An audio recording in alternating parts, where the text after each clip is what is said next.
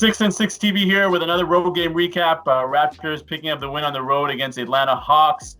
You know what we do here? We got 6 minutes, 6 topics. We got a special guest in the building, Mr. Dan Peterson. Dan, tell them who you are, and I want you to tell us about your, maybe one of your earlier Raptors memories. Not anything from the championship year, but I know you've been around the city for years and years. Tell me something you remember distinctly from some of the struggle years, if you want to call it that.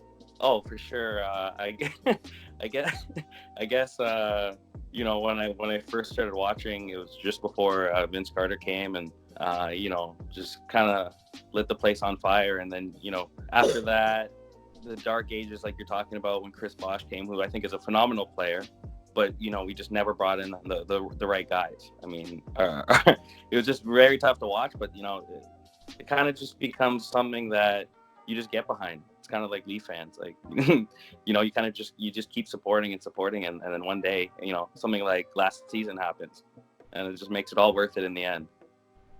Right.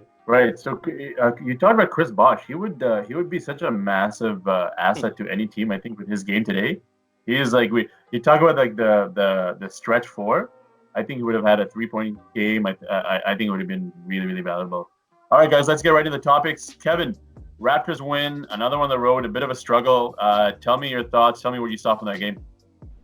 It was one of those games. It was they almost let it slip, I guess, is the long and short of it. Atlanta obviously had a chance to tie the game at the end. But I think these are still the games that you gotta just come out and win. They always say good teams find a way to win it, and we still did that. The one thing that I found, which is disappointing, like rebounding is obviously an issue. Like for Trae Young to out rebound our entire team, that's definitely a problem. So that jumped out at me. But again, lots of guys stepped up again. We got the win. What about Spicy? Spicy's always there, man. Stop talking about him. So we got to talk about new people here. We got to talk about rebounding, how to improve the team. We got to do something about the rebounding. It's a problem. And maybe against Atlanta, we're going to get the win. Soon, we're not going to get some of these wins. You know what? We won everything so far that we've been favorites for. So I'm happy it's gone away. But Spicy I like his game yesterday. He didn't force anything. I like he's done the last couple of games. He was solid. All right, Dan, talk to me about Norman Powell. If I had to talk about anyone who's taken advantage of the injuries, I would point to him. He's had some solid games. His 3-point shooting's been great. Talk to me about how much of an impact he can be moving forward if he can continue this streak. Yeah, and I think the way you kind of frame that question is correct. It's what he can do. Because to me, I think he's definitely an athletic, exciting player.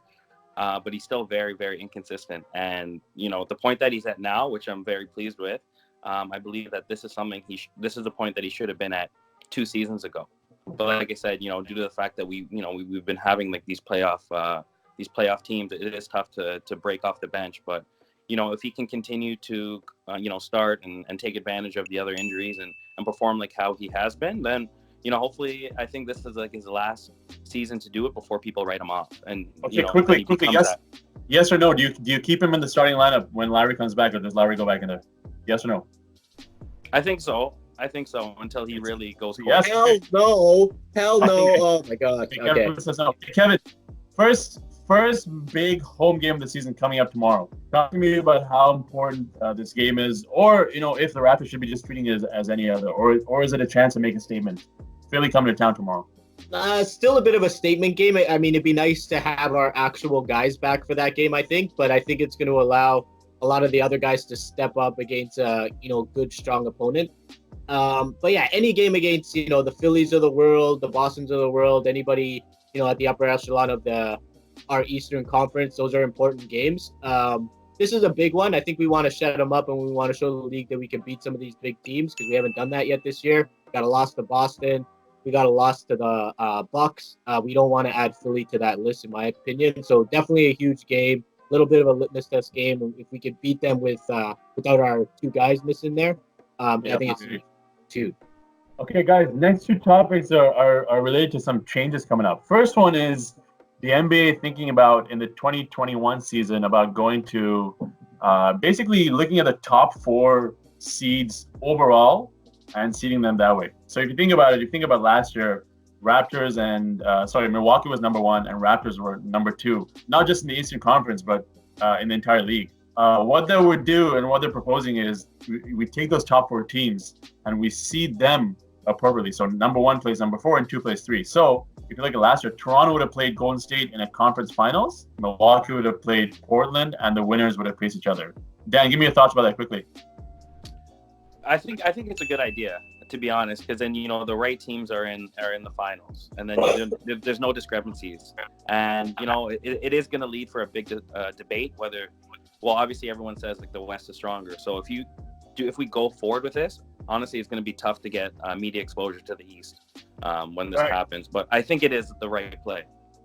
All right, Kevin, NBA Cup. Again, another one of these changes that's being proposed is a mini tournament, a mini knockout tournament in between, I think, Thanksgiving and Christmas, essentially to give a chance to some of those smaller teams that, are probably not going to win a trophy. Take a Washington, for example. No chance they'll win an NBA championship, but if they get hot over a week, chance for them to pick up a cup. Taking a page out of the FA Cup or any soccer cup. How do you feel about that, Kevin? Hey, if it ain't broke, don't fix it, is my motto here. Who cares about Washington and the rest of the teams? Because we went through it for 25 years where we didn't have a chance to win anything, and we got through it and we won a championship. So the fact that we got to please certain teams in these smaller markets, we were one of those teams, and our fans came behind the team, and we're different now. The other team's got to take note and make it happen, but this is not the way about it, in my opinion. It's too confusing. Just leave it alone. That's fair. All right, we got a soccer fan of the house. He's got a bit of dirt on his jacket. You guys can see. EPL, big Man City fan. Dan, first of all, did you become a Man City fan before a billionaire bought your team or after? It's a good question. It's funny that you try to throw shade when you're an Arsenal fan. Why don't we talk about their season? No, it's not one of the topics. So we're not going to actually. Fair enough. No, long time. I actually got a chance to go down there. See the atmosphere, see what they produce from a first perspective, and it's very interesting what they do with their youth and how they put money into development rather than teams that try to beat a dead horse and not get creative or innovate. So give me your prediction for this season. I'm rooting for you guys because I do not want to hear gloating from Liverpool fans. It will drive me into the ground for a couple of years. Please tell me that you still think you guys will win the season this year.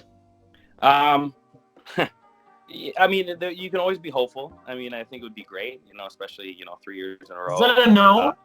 Is that a no when you say you can be hopeful? There was not much confidence in the statement. As much as I want to win, I cannot take anything away from Liverpool. I mean, they're playing fantastic. I think they have probably the strongest front three. But hey, you know what? I think Man City.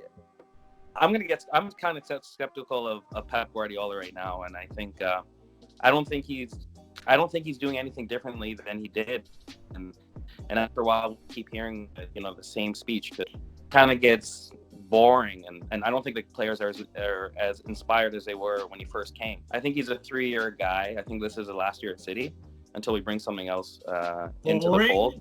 You guys have been at the top of the table for the last like 5 to 10 years. Boring? Do you know what I've gone through as an Arsenal fan? Mm-hmm. It's gonna be boring. All right. It's boring in the fact that for a player, not for the fans. I think if you listen to a lot of his speeches, the first 2 years you get really inspired, but as a player, it's like, okay, I've kind of heard this. What's new? And if you look at the way that we're kind of playing, we're inconsistent. We are getting the results, but it's too close to comfort. Kind of like the Raptors game last night, where we should have destroyed Atlanta, but we brought it too close, and I think we just need something different for now, just to keep things interesting. Fair enough, man. Nice, mature response for a Man City fan. All right, guys, we're done. We made it through 6 minutes. We're gonna see you outside. We'll be live outside the Scotiabank Arena tomorrow after the Philly game. So we'll see you there. Good night. Awesome. God bless. Thanks, guys. Peace.